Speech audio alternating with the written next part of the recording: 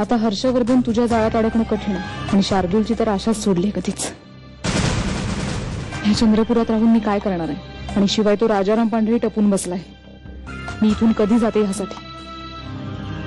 मग आता मला जायलाच हवं. असं तू जिंकलीस, मी हारलो.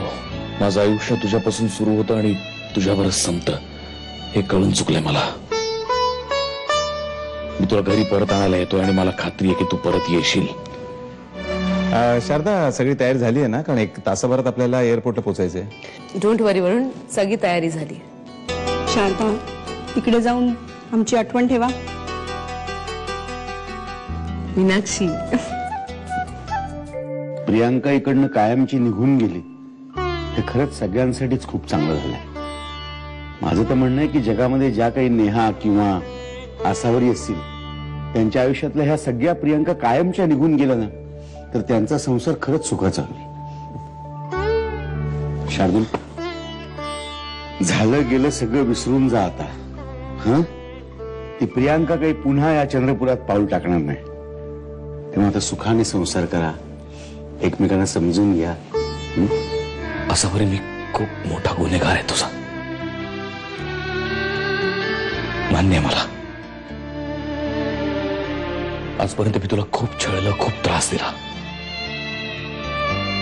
माझ्या सगळ्या गुन्ह्यांची तुला हवी ती शिक्षा दे मला, पण मला प्लीज असं सोडून जाऊ नकोस एकट्याला. तुम्ही बदलायला हवं, सुधारायला हवं असं अजूनही मला वाटतं. तुम्हाला तुमच्या चुकांची जाणीव झाली ही चांगलीच गोष्ट आहे. इथून पुढे तुमच्या हातून चूक होणार नाही याची काळजी घ्या. आणि तुम्हाला माफ करणारी मी कोण? आता तुमचा आणि माझा काहीही संबंध उरलेला नाही. तुम्ही जाऊ शकता.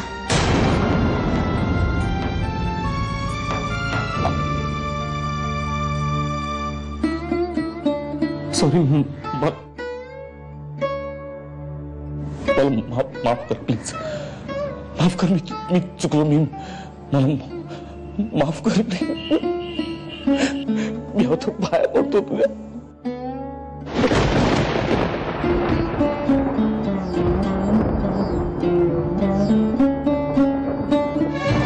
मला माहिती आहे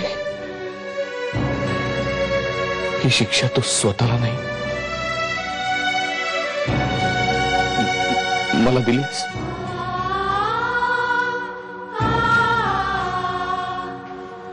बरोबर आहे तुझं.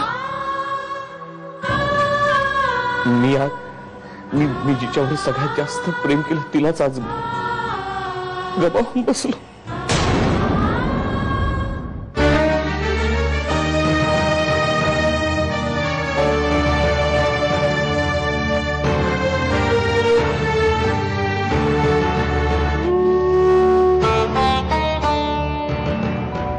मन माझे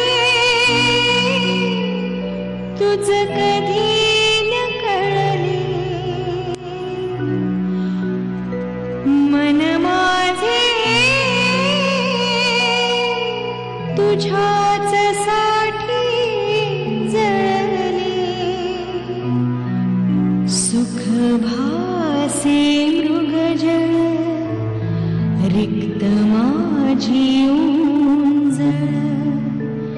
अंतरात माझिया एक खुळे वादळ चारी दिशा